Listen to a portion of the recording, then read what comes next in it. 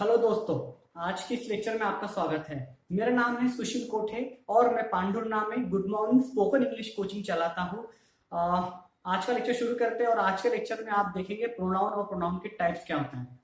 पिछले लेक्चर में मैंने बताया था आपको कि नाउन क्या होता है। जब कोई सेंटेंस शुरू होता है तो जो सब्जेक्ट होता है, जो काम करने वाला होता है, वो प्रोनाउन होता है, उसका कुछ नाम होता है। इसी प्रकार से जब हम आज की तारीख में हम बार बार अगर हम किसी नाउन का उपयोग नहीं करना चाहते सब्जेक्ट के रूप में या ऑब्जेक्ट के रूप में, तो हम वहां पे इस्तेमाल करते हैं pronoun.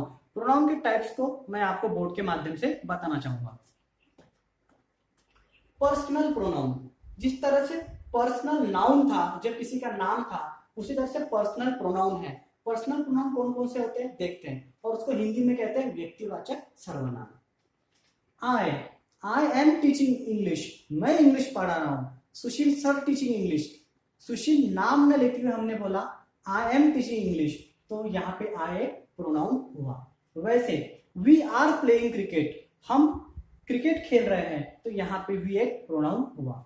You are going to Pandhurna, तुम पांडुरना जा रहे हो, तो यू यहाँ पे प्रोनाउन का काम कर रहा है। दे आर वेटिंग अस, वे हमारा इंतजार कर रहे हैं, तो दे यहाँ पे प्रोनाउन होता है। वहां पे ही इज लर्निंग इंग्लिश, वह इंग्लिश सीख रहा है, तो यहाँ पे प्रोनाउन का काम कर रहा है। शी इज मेकिंग फूड, वह खाना बना रही है, तो यहाँ पे शी एक प्रोनाउन है। फिर से मैं कहना चाहूंगा, जब भी हम किसी नाउन का, किसी नाम का उपयोग नहीं करते हैं, तो वहां पे हम प्रोनाउन का इस्तेमाल सेंटेंस के शुरू में करते हैं।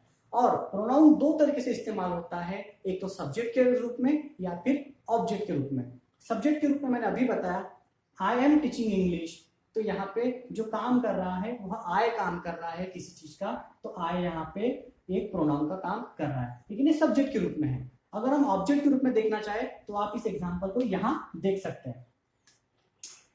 मी, शी कॉल्ड मी, बुलाने वाली कोई और है, शी, उसने मुझे बुलाया, और लास्ट में मैंने ऑब्जेक्ट के रूप में लिखा मी, शी कॉल्ड मी। तो इस प्रकार से सेंटेंस में जो प्रोनाउन होते हैं वो तो सब्जेक्ट के रूप में या फिर ऑब्जेक्ट के रूप में आ सकते हैं। बात करते अस की। दे चीटेड अस, उन्होंने मुझे या हमें धोखा दिया। दे, यहाँ पे चीट करने वाला कोई और है और धोखा खाने वाले हम हैं, तो सेंटेंस के लास्ट में अस आया, तो यहाँ पे एक नाउन के रूप में उसका उपयोग हुआ है, प्रोनाउन के रूप में उसका उपयोग हुआ है। बात करते हैं अब यू की। ठीक है, जैसे he was telling about you, वह तुम्हारे बारे में बात कर रही थी, तो यू सेंटेंस के लास्ट में आया, यहाँ पे भी प्रोनाउन का काम कर रहा है। देखते देम के बारे में। ठीक है, टीचर स्लैप्ड देम, टीचर ने उनको थप्पड़ मारा, तो देम सबसे लास्ट में आया है और टीचर काम करने वाले अलग है और ऑब्जेक्ट के रूप में देम का इस्तेमाल हुआ, इसलिए यहाँ पे ये प्रोनाउन है। हिम, ठीक है, टीचर कॉल्ड हिम, टीचर ने उसे बुलाया, तो बुलाने वाले टीचर है और काम हो रहा है हिम पे, और हिम सबसे लास्ट में लिखा हुआ है, तो यहाँ पे प्रोनाउन इस्तेमाल किया है सबसे लास्ट में। बात करते हर की। ठीक है, हर। अब डैड स्कोल्डेड हर, डैड ने उसे डांटा, डांटने वाले डैड है और डांट रहे हैं उसे, तो हर लास्ट में लिखा हुआ है। इसीलिए मैं तभी से बता रहा हूं आपको कि किसी भी पर्सनल प्रोनाउन का इस्तेमाल आप एक तो सब्जेक्ट के रूप में या फिर ऑब्जेक्ट के रूप में कर सकते हैं। आइए बढ़ते दूसरे टाइप को देखते हैं। दूसरा टाइप है डेमोन्स्ट्रेटिव प्रोनाउन, जिसे हिंदी में बोलते हैं संकेत वाचक सर्वनाम। संकेत कर रहा है, इशारा कर रहा है, जैसे दिस, यह, दिस इज माई बुक, यह मेरी बुक है। सेंटेंस के स्टार्टिंग में सब्जेक्ट के स्थान पर दिस इस्तेमाल कर रहे हो आप, दिस इज माई बुक, तो ये एक हमारा डेमोन्स्ट्रेटिव प्रोनाउन है। देखते दैट इज माई कार, आप इशारा करके बता रहे हो, जो वहां पे कार खड़ी है वहां पे, तो वो दैट इज माई कार है, तो आपने सब्जेक्ट के रूप में दैट का इस्तेमाल किया। दोज आर माई फ्रेंड्स, जो वहां पर खड़े हैं वे मेरे दोस्त हैं, तो आप इशारा करके बताते हो कि दोज आर माई फ्रेंड्स। अब हम चलते हैं नेक्स्ट पे। नेक्स्ट है इनडेफिनिट प्रोनाउन। इनडेफिनिट प्रोनाउन वाक्य में ही देखिए, वहां पे वर्ड में देखिए, डेफिनेट और इनडेफिनेट। डेफिनेट मतलब पक्का और इनडेफिनेट मतलब कहीं ना कहीं अनिश्चित, निश्चित और अनिश्चित। यहाँ पे हम बात करें अनिश्चित वाचक सर्वनाम की। Example, all, some, many, few. All are there, सबके सब वहां है। ये संख्या बता रहा है हमको कि कितने हैं, लेकिन ये नहीं पता कितना है। हम बात करते हैं सम। सम आर देयर, कुछ वहां है, थोड़े वहां है। थोड़े मतलब कितने, उसके हमको पक्का पक्का ये पूरा नहीं बता रहा है। लेकिन आगे बात करते हैं मेनी। मेनी आर देयर, वहां बहुत सारे हैं। ये भी संख्या पूरी पूरी नहीं बताता, 5, 10, 15, 20 नहीं बताता हमको, बस हमको एक रूपरेखा देता है उसके बारे में। आगे बात करते हैं फ्यू। फ्यू आर देयर, कुछ वहां पे है, कितने हैं क्या है इसके बारे में नहीं पता, इसीलिए हम इसको अनिश्चित नाम दिया गया है। जब पता ही नहीं है तो इनडेफिनिट मतलब अनिश्चित सर्वनाम प्रोनाउन। तो इस प्रकार से ये है। हम बात करते हैं अगले टाइप की, यह है डिस्ट्रीब्यूटिव प्रोनाउन। डिस्ट्रीब्यूटिव प्रोनाउन क्या होते हैं? विभाग सूचक सर्वनाम। इसमें किसी एक पे निश्चित नहीं रहते हम, एक से दो या दो से अधिक पे हम लोग डिपेंड रहते हैं। आइए एग्जांपल के थ्रू देखते हैं। ईच, ईच का मतलब होता है एक एक। Each of you are stupid, तुम में से एक एक लड़का स्टूपिड है। एक एक, किसी एक के बारे में नहीं बोल रहे, एक एक के बारे में बोल रहे, इसलिए हमने यहाँ पे ईच को एक नाम दिया है, वो है डिस्ट्रीब्यूटिव प्रोनाउन।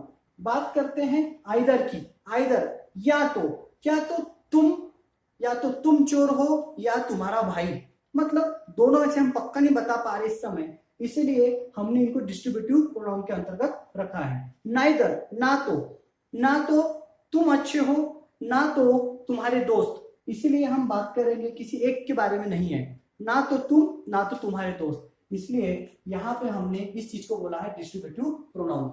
अब हम नेक्स्ट पे चलते हैं, रिफ्लेक्सिव प्रोनाउन, निजवाचक सर्वनाम। इसमें जो काम करता है सब्जेक्ट, वो अपने ही काम के बारे में बताता है। अब एग्जाम्पल के माध्यम से देखते हैं। माई सेल्फ के बारे में हम एग्जाम्पल देखेंगे। I will drive car my self, मैं कार खुद ही चलाऊंगा। देखिए कार चलाने का काम खुद ही पे आता है, इसीलिए यहाँ पे हम बोलते हैं रिफ्लेक्सिव, कोई चीज हम पे ही रिफ्लेक्स होती है। You will drive car your self, तुम कार स्वयं ही चलाओगे। तो यहाँ पे भी हम देखते हैं कि स्वयं ही जो कार चलेगा काम हो रहा है वो उन पे हो रहा है। बात करते हैं अब हम देमसेल्व्स की। You will drive a car themselves, या sorry they will drive car themselves, मतलब वे कार स्वयं ही चलाएंगे। कार चलाने का काम उनके द्वारा खुद ही किया जाएगा, इसीलिए यहाँ पे देमसेल्व का उपयोग होता है। तो ये हुआ हमारा रिफ्लेक्सिव प्रोनाउन, निजवाचक सर्वनाम। आइए लास्ट पे ध्यान देते हैं। लास्ट वाला है रिलेटिव प्रोनाउन, संबंध वाचक सर्वनाम। जाहिर बात है, रिलेटिव मतलब संबंध बताता है, किसी वाक्य में कर्ता का किसी और वाक्य के साथ में संबंध बताता है। सबसे पहले हु, हुम, विच, दैट और हुज, इसके अर्थ अलग अलग होते हैं। जैसे कि जब हम इसको किसी क्वेश्चन में, किसी इंटरोगेटिव क्वेश्चन में WH के रूप में इस्तेमाल करते हैं तो बनता है प्रश्न, लेकिन यहाँ पे वो दो वाक्य को जोड़ने का काम या दो कर्ताओं को जोड़ने का काम करता है। जैसे कि आप देखेंगे हु, एक एग्जांपल के माध्यम से मैं आपको बताना चाहूंगा। The boy who is playing is my brother. The boy who is playing, the boy के बाद में लिखा है हु, मतलब जो हु है, जो लड़का जो खेल रहा है वह मेरा भाई है। तो इस प्रकार से आप देखेंगे कि लड़के की विशेषता बता रहा है या लड़के का संबंध पूरे वाक्य के साथ में जोड़ रहा है शब्द हु, लड़का जो खेल रहा है वो। ठीक है, अब हम हुम के बारे में बात करते हैं। The girl whom you are searching is in the class, लड़की जिसे तुम ढूंढ रहे हो वह इस समय क्लास के अंदर है। तो the girl whom, the girl के साथ में whom का संबंध बता रहा है, जिसे हमने बता रहा है जिसे। अब हम अगले पे चलते हैं। विच ये उपयोग होता है, हम देखेंगे तो ये जानवरों के साथ में इस्तेमाल होता है और निर्जीव के साथ में इस्तेमाल होता है। ठीक है, देखते हैं। The book which you are reading is good, पुस्तक जो तुम पढ़ रहे हो बहुत अच्छी है। The book which, the book के साथ में संबंध बता रहा है विच, द बुक विच, पुस्तक जो तुम पढ़ रहे हो, तो विच का अर्थ हो वहां पे जो। अब हम दैट के देखते हैं। दैट ये निर्जीव के साथ में ज्यादातर काम में होता है। ठीक है, the house that you are looking, the house that you are looking is mine, घर जो तुम देख रहे हो वो मेरा है। The house that you are looking, the house that, the house का संबंध बता रहा है दैट से, इसलिए ये यहाँ पे कौन सा प्रोनाउन होगा, रिलेटिव प्रोनाउन। आखिर देखते हैं हुज, हुज मतलब होता है जिसकी, जिसका, हम इसका अलग अलग अर्थ निकाल सकते हैं। ठीक है। Car whose tyre is punctured, car whose tyre is punctured is mine, car जिसका टायर पंचर है वह मेरी है। तो आप देख रहे हो कार हुज टायर, देखिए इसका संबंध बता रहा है, the car whose tyre is puncture, मतलब एक का संबंध दूसरे के साथ में बता रहा है। तो इस प्रकार से ये हुआ आपका रिलेटिव प्रोनाउन। तो इस प्रकार से आपका पूरा प्रोनाउन का चैप्टर यहाँ पे खत्म होता है। होप आपके डाउट दूर हुए होंगे और हम अगले लेक्चर में और भी डाउट क्लियर करने के लिए कोशिश करते हैं। Thank you so much.